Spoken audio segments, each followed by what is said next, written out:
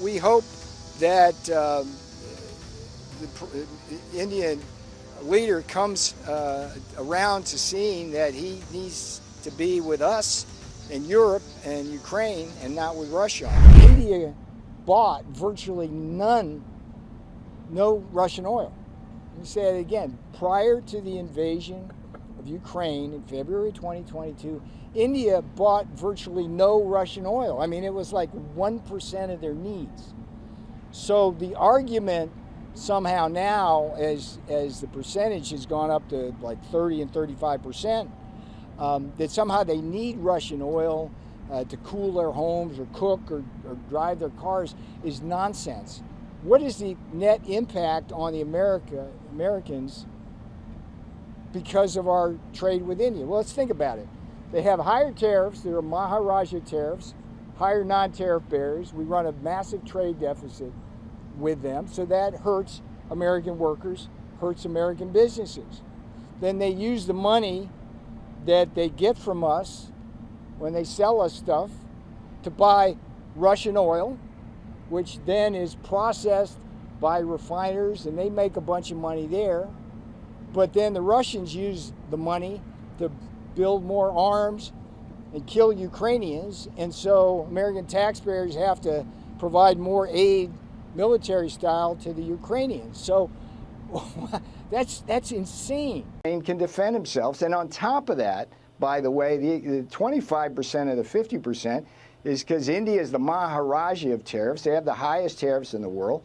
So they export us a bunch of stuff. They won't let us sell to them. So who gets hurt? Workers in America, taxpayers in America, Ukrainians in cities getting killed by Russian drones. So I would look. Modi's a great leader. I don't understand why he's getting to bed with Putin and Xi Jinping when he's the biggest democracy in the world.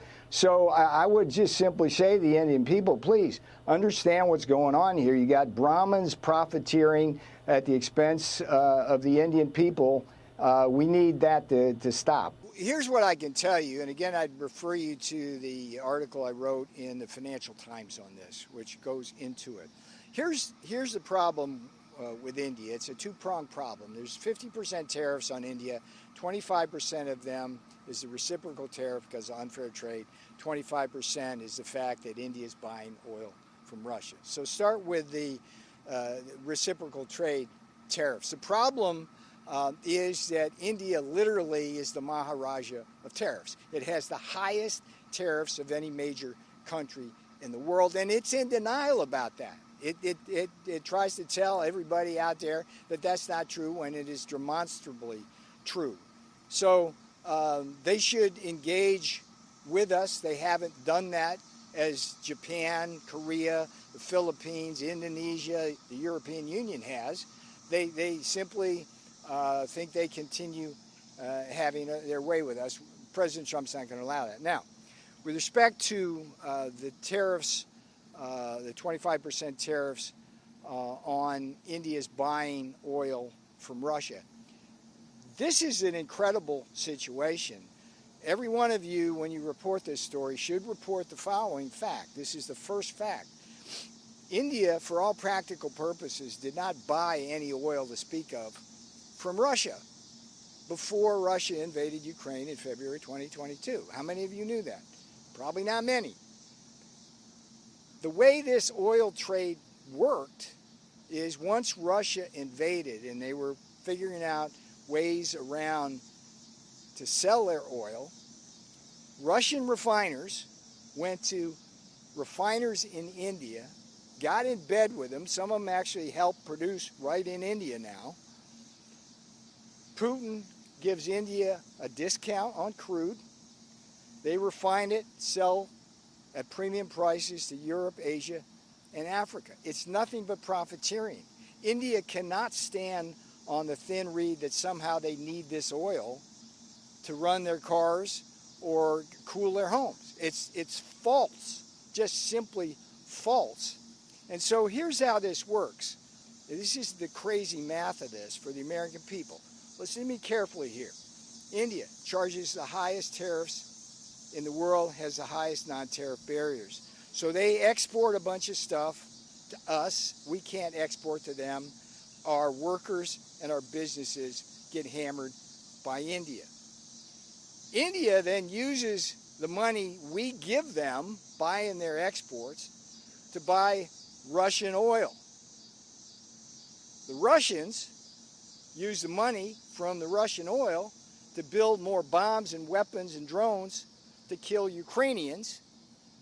And then the Ukrainians come to us in Europe to ask for more money from our taxpayers to pay for that. That's crazy. So the road to peace in many ways runs at least partly through New Delhi. It's time for Modi to step up. I have great respect for Modi. I love the Indian people. It was a shame to see Modi getting in bed as the leader of the biggest democracy in the world with the two biggest authoritarian dictators in the world, in Putin and Xi Jinping. That doesn't make any sense. I'm not sure what he's thinking, particularly since India has been in a Cold War and sometimes a hot war with China for decades. So we hope that the Indian leader comes around to seeing that he needs to be with us in Europe and Ukraine and not with Russia on this, and he needs to stop buying the oil. Okay? Then why not impose those secondary sanctions on China, which is a massive purchaser? Well, that's a separate issue. I would just remind you that we have now 50% tariffs on India. How much do we have on China? How much do we have on China? What's that? 30%. No, it's over 50% total on China.